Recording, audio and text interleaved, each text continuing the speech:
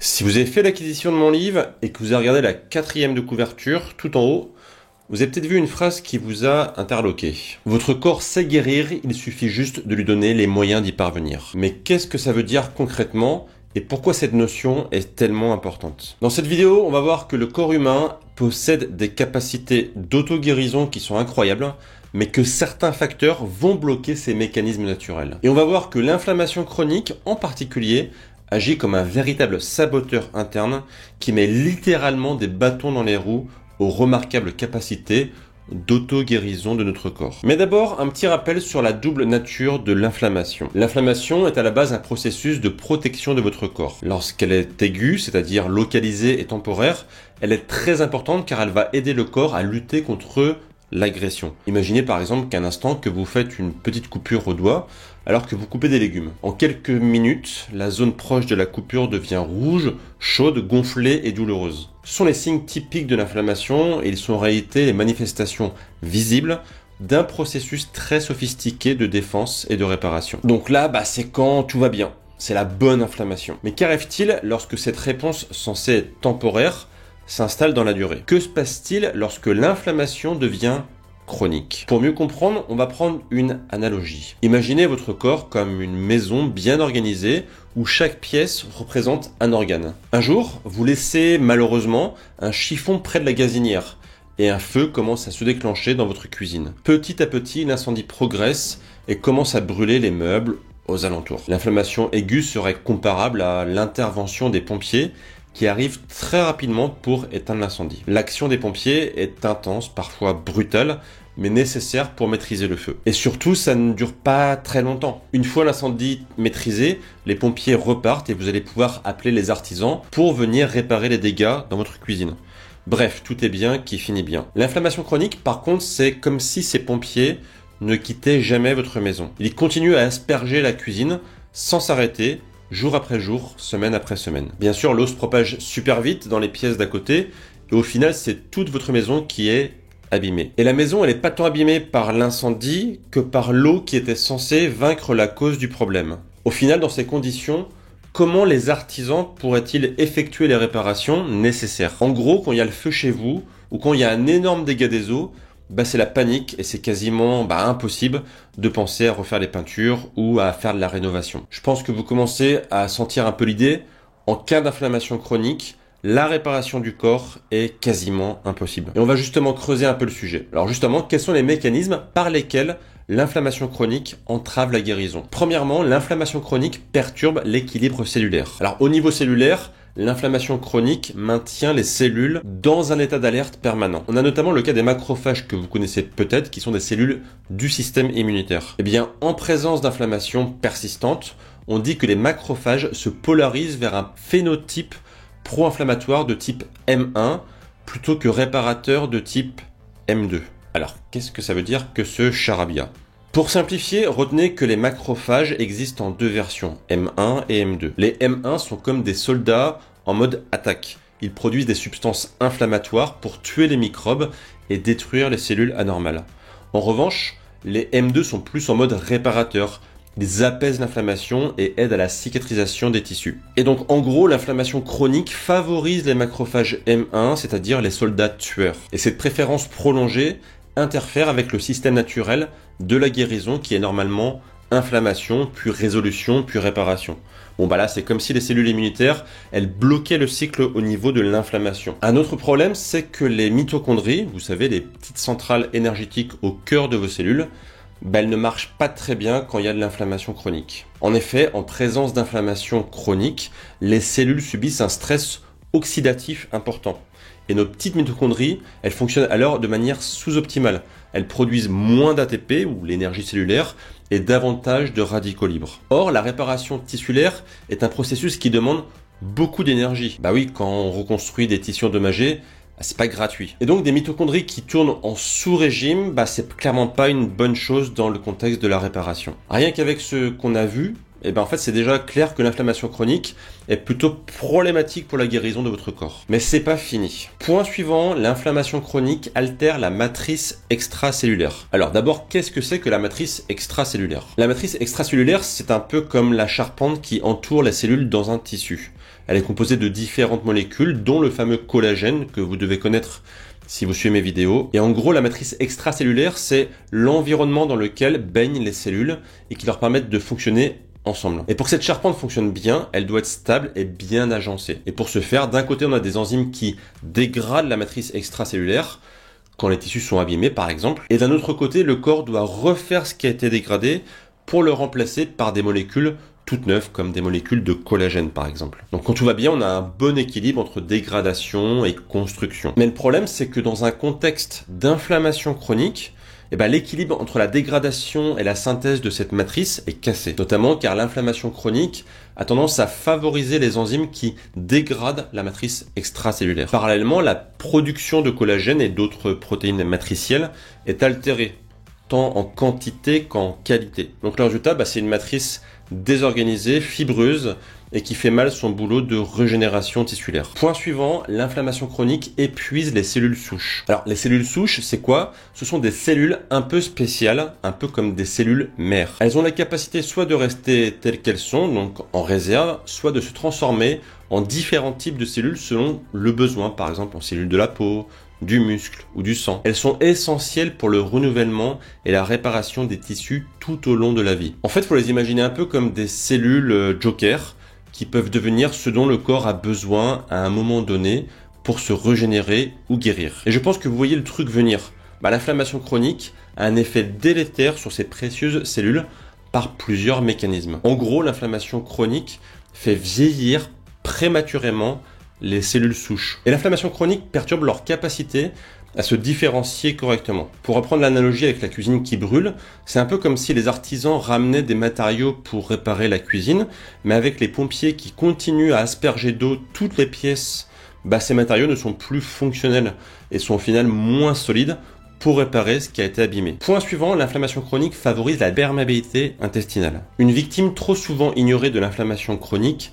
c'est notre intestin. En effet, l'inflammation chronique a tendance à perturber l'équilibre de notre microbiote, c'est-à-dire ce qu'on appelle la dysbiose, et aussi à augmenter la perméabilité de la barrière intestinale, ce qui permet le passage de substances normalement confinées à l'intérieur de l'intestin vers la circulation sanguine. Et ces substances qui vont dans le sang, comme des protéines alimentaires partiellement digérées par exemple, ils déclenchent à leur tour des réactions inflammatoires. En gros, le feu déclenche de nouveaux incendies qui eux-mêmes entretiennent le feu principal, etc. Et ce cercle vicieux inflammatoire va lui aussi perturber les processus de guérison dans l'ensemble de l'organisme. Point suivant, l'inflammation chronique abîme vos artères. Je pense que vous connaissez la notion d'athérosclérose. Vous savez, cette fameuse plaque qui peut se développer dans les artères et qui peut à terme littéralement les boucher avec toutes les conséquences dramatiques que cela entraîne. L'inflammation chronique joue un rôle très important dans le développement et la progression de l'athérosclérose. D'abord, les cytokines pro-inflammatoires abîment la paroi des artères qu'on appelle l'endothélium. Et puis ces molécules inflammatoires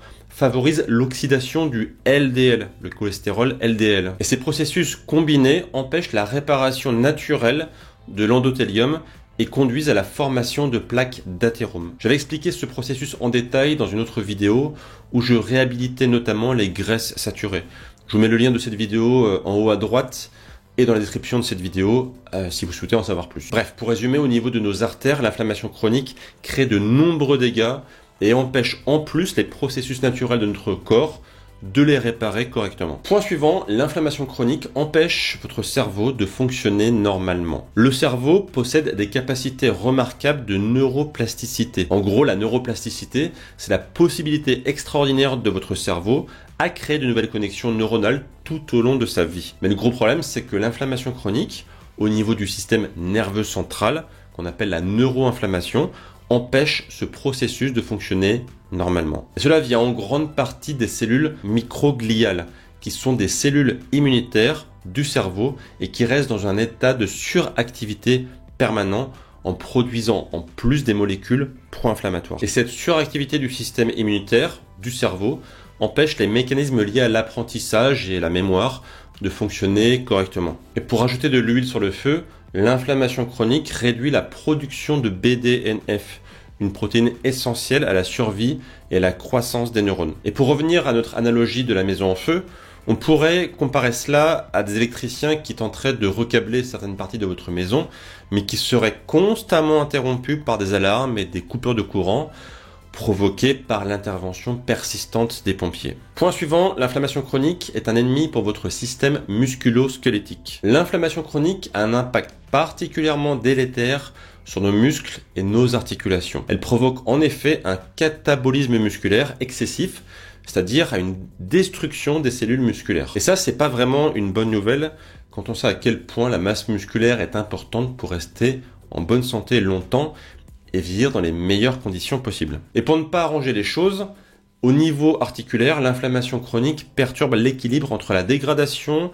et la synthèse du cartilage. En gros, le cartilage est plus détruit que créé, ce qui au final favorise sa dégradation. Et le problème, c'est que les tendons et les ligaments ont naturellement une capacité de régénération qui est limitée. Et donc en présence d'inflammation, cette capacité est encore plus réduite. Et on a même certaines molécules inflammatoires comme l'IL-1β qui interfèrent avec la synthèse du collagène par les fibroblastes, qui compromet donc la cicatrisation cutanée et la réparation de nombreux tissus conjonctifs du corps. En fait, tout se passe comme si les structures porteuses de votre maison s'affaiblissaient progressivement, ce qui rend tout effort de rénovation potentiellement inutile. Point suivant, l'inflammation chronique accélère le vieillissement. L'inflammation chronique est aujourd'hui reconnue comme un moteur très important du vieillissement prématuré, un phénomène connu sous le nom d'inflammaging, une fusion d'inflammation et d'aging, vieillissement en anglais. Et cette relation est bidirectionnelle. L'inflammation accélère le vieillissement et le vieillissement favorise l'inflammation. Alors, il y a de nombreuses explications à l'inflammaging, mais l'une des principales, c'est que les tissus qui vieillissent accumulent des cellules qu'on appelle sénescentes. Ce sont des cellules qui, au lieu de mourir, normalement par apoptose, continuent à vivre, mais en faisant du mal autour d'elles via la sécrétion d'un cocktail de molécules pro-inflammatoires. Et comme on l'a vu précédemment, ces molécules pro-inflammatoires empêchent la régénération tissulaire de se faire correctement. En fait, les cellules sénescentes, c'est un peu comme des cellules zombies. Elles ne sont pas vraiment vivantes, mais elles ne sont pas vraiment mortes non plus. Et en plus, elles vont attaquer les cellules saines qui sont autour d'elles. Donc c'est une des nombreuses raisons qui expliquent pourquoi l'inflammation fait vieillir prématurément et empêche le corps de bien se réparer. Alors, comment l'alimentation influence tous ces processus inflammatoires? L'alimentation moderne est très riche en aliments ultra transformés, en sucre raffiné, en graisses de mauvaise qualité. Et quand on mange tout ça, eh bien, ça crée des moteurs très puissants de l'inflammation chronique. Par exemple, la consommation excessive de sucre raffiné entraîne des pics à répétition de la glycémie qui provoquent une réponse inflammatoire. De plus, l'hyperglycémie chronique favorise la glycation des protéines, c'est-à-dire la réaction entre un sucre et une protéine, et ça favorise la formation d'AGE, des molécules hautement inflammatoires. Un autre responsable, c'est le fameux ratio oméga-3, oméga-6, qui est très déséquilibré chez quasiment tout le monde. Pour rappel, les oméga-6 sont des précurseurs de molécules pro-inflammatoires,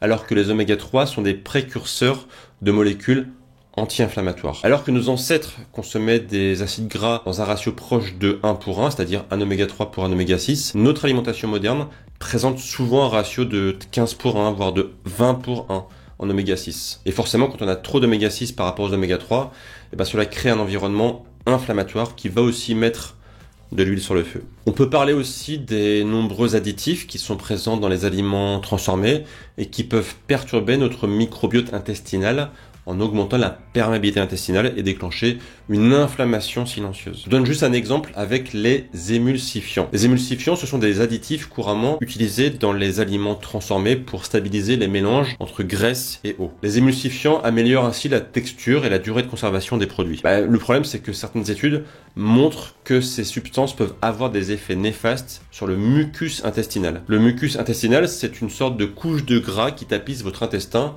et qui joue un rôle super important dans la protection de la paroi intestinale contre les bactéries et les toxines. Et certains émulsifiants comme le carboxyméthylcellulose, CMC, vont perturber la structure du mucus en réduisant son épaisseur et la conséquence, c'est que ça expose directement les cellules superficielles de l'intestin sans protection, ce qui amène donc des problèmes de perméabilité et de dysbiose. En fait, les émulsifiants peuvent littéralement savonner votre paroi intestinale. Et ça, c'est pas bon pour tout ce qui est santé intestinale et donc pour votre microbiote. Du coup, comment éteindre ce déluge inflammatoire qui empêche notre corps de se réparer? Comme on l'a vu, l'inflammation chronique entrave les capacités naturelles de guérison de notre corps. Et la bonne nouvelle, c'est qu'il existe de nombreuses stratégies pour en venir à bout. D'abord, bien sûr, adopter une alimentation anti-inflammatoire. La base, ça va être une alimentation riche en fruits, en légumes, en poissons gras, en viande de qualité issue d'animaux ayant mangé principalement de l'herbe, en noix, en huile de qualité comme l'huile d'olive, extra vierge.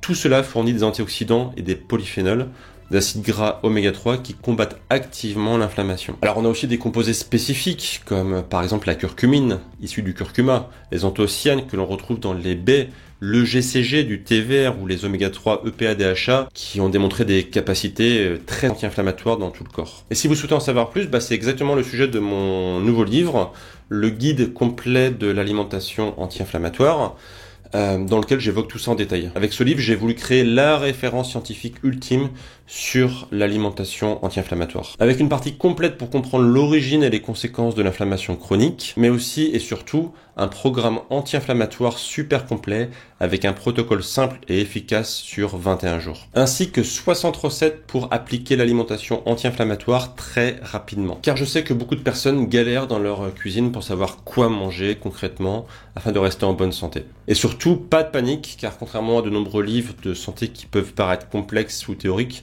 j'ai voulu créer un livre qui adopte une approche très pratique. Tout est expliqué pas par pas, vous avez juste à vous laisser guider, comme avec un GPS. Si vous êtes intéressé, je vous mets toutes les infos dans la description de la vidéo et dans le commentaire épinglé. Ok, revenons à notre sujet. Au-delà de l'alimentation anti-inflammatoire, pour vaincre l'inflammation chronique, il va falloir aussi mettre la focus sur plusieurs points. D'abord, prendre soin de son microbiote intestinal, bien sûr. Le microbiote intestinal joue un rôle plus que central dans la régulation de l'inflammation, on l'a vu beaucoup dans cette vidéo, notamment car les bonnes bactéries produisent des substances anti-inflammatoires comme les acides gras à chaîne courte, notamment le butyrate, et la consommation régulière de fibres prébiotiques et d'aliments fermentés riches en probiotiques favorise un microbiote diversifié, équilibré et qui prend soin de votre santé. Autre point important, le stress chronique et les perturbations du sommeil sont de puissants moteurs de l'inflammation. Il faut donc mettre en place des techniques concrètes pour réduire le stress chronique. Je vous mets dans la description de la vidéo un article complet sur le sujet si vous souhaitez en savoir plus. C'est un sujet très vaste qui malheureusement sera trop long à étudier et à développer dans cette vidéo. Et bien sûr, optimiser la durée et la qualité de votre sommeil, c'est fondamental. Notamment, saviez-vous que la mélatonine, l'hormone du sommeil, est un puissant antioxydant qui diminue le stress oxydatif et donc l'inflammation. Bref, pour reprendre une dernière fois notre analogie avec la maison, tant que les pompiers continuent d'asperger votre maison, tant que les canalisations fuient et tant que les courts-circuits se produisent régulièrement, aucune rénovation durable n'est possible. De même, tant que l'inflammation chronique persiste, cela met des bâtons dans les roues à tous les processus naturels de guérison qui sont à l'œuvre dans votre corps. Voilà pourquoi le fait de diminuer l'inflammation chronique devrait être un objectif numéro 1 si vous souhaitez rester en bonne santé et si vous souhaitez avoir un corps qui se répare bien. Si vous souhaitez aller plus loin, je vous invite à aller voir la vidéo qui apparaît juste à côté de moi qui parlera aussi d'inflammation chronique. Et entre-temps, moi je vous dis à très bientôt pour de prochaines vidéos. Et d'ici là, bien sûr, prenez soin de vous. Ciao ciao!